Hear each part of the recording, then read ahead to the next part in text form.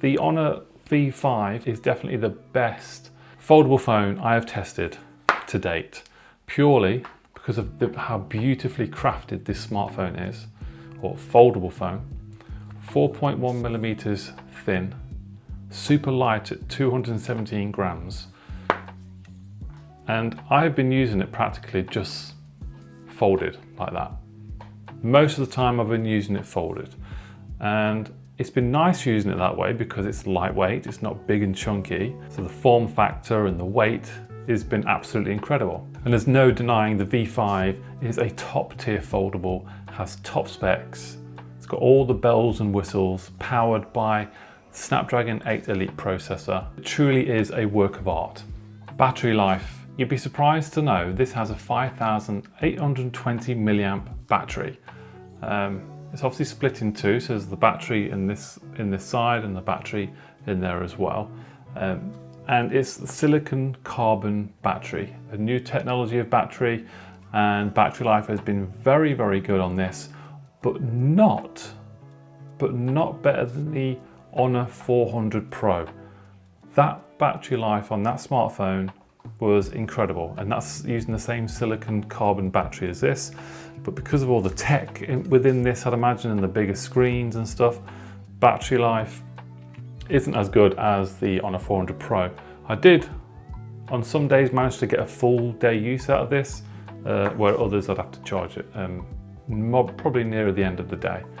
Even so, battery life is still great, and the V5 supports 66 watt wired charging and 50 watt wireless charging as well. The main attraction, the display. 7.95 inches, 120 Hz refresh rate, and 5,000 nits of peak brightness. And then if we fold it up, that display, 6.43 inches, again 120 Hz refresh rate, and again 5,000 nits of peak brightness. And this is really good on really, really bright days. You can have definitely good viewage of the screen. Viewage? Yeah, you have good viewage of the display. So the years I've been testing flagship top tier smartphones, all of them have no performance issues at all. Never had any issues at all whatsoever. And the same goes for this, powered by the Snapdragon 8 Elite. Performance has been absolutely incredible. And gaming is where I use the phone open like that. That's the only way you'll see me using a foldable phone open while gaming. So PUBG, tremendous. Asphalt 9 as well, that's great on here. A full screen experience, and that's what I enjoy about a foldable phone. The other part that I'm going to show you a demonstration is like watching like YouTube. It doesn't fully fill the square. It's not a proper square, is it? But do you know what I mean? Doesn't properly fill the screen. So in terms of like screen real estate, if you compare it to my phone here, there's not much difference. So I'm just better off just watching movies, series on my normal phone without having to, and sometimes I find this a little bit awkward to hold as well, and like holding it like that, like you do tablets and stuff. So yeah, that's the reason I'm not fully adopted to the foldable phone tech just yet. So I just use it like that. Now obviously when you do have it open, it's got the multitask features. I say multitask, but you can have like split screens, can't you?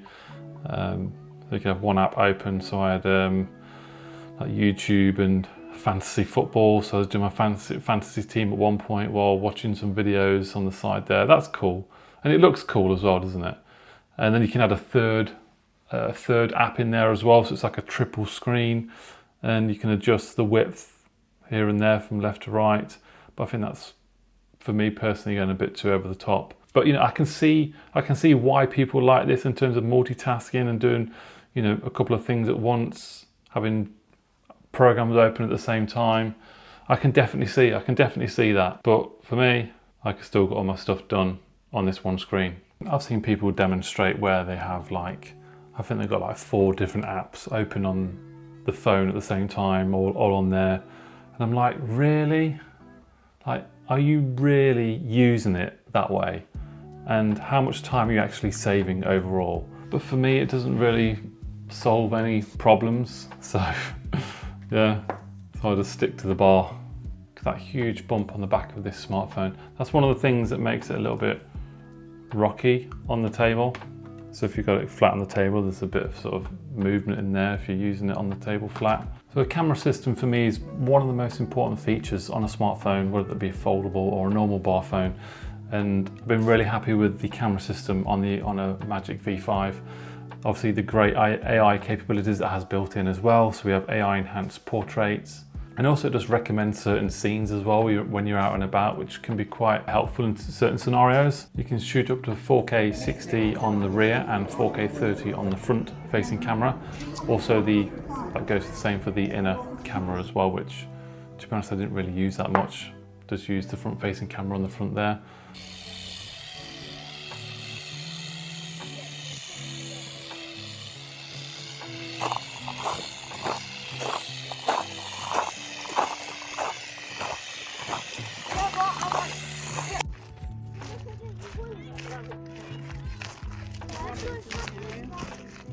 Where's the rabbit? I don't know. So here we are at 1x 4K 60 and my wonderful family. Can you turn off the So bored. YouTuber's voice and like actually talk properly? And now we're at ultra wide. Look at that. How beautiful that is. Then we're at 1x and then 2. There we go, look, we're at 2 now. Then we're going to punch in at 3. See, look. There we go, Jaden. You alright? You're eating your biscuit and you're drinking your water. Putting your head down. What helmet number are you? 3x. And then ultra wide, there we go. Oof. Look at this fantastic view. I'm gonna go back to Dad. Yeah, is it good?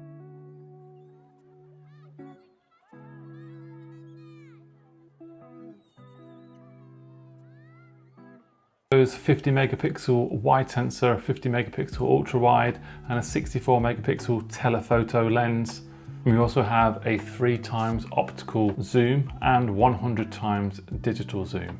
So with it being a foldable phone, you can easily frame yourself using the rear camera with the outer screen just there. So that's a really handy and great feature to have on a foldable phone, instead of just doing that and hoping that you're in shot.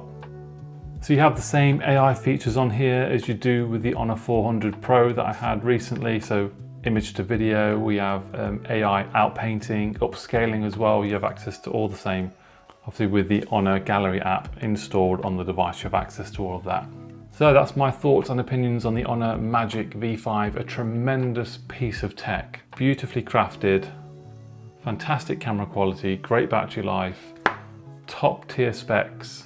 Anyone who loves foldables will love this, I'm guaranteed.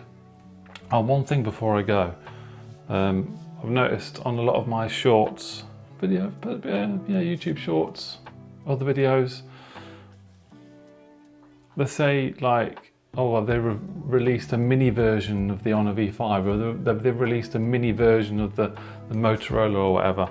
I have big hands, so that probably why the phones do look smaller in my hands.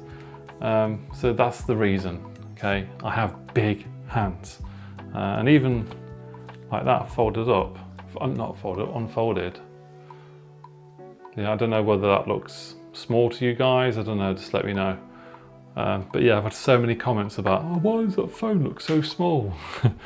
Yeah, I got big hands, so yeah. Thanks all for watching, guys. That's the Honor Magic V5. Any comments, pop them down below, but nothing about the size of the phone or my hands. And I'll see you soon. Bye-bye.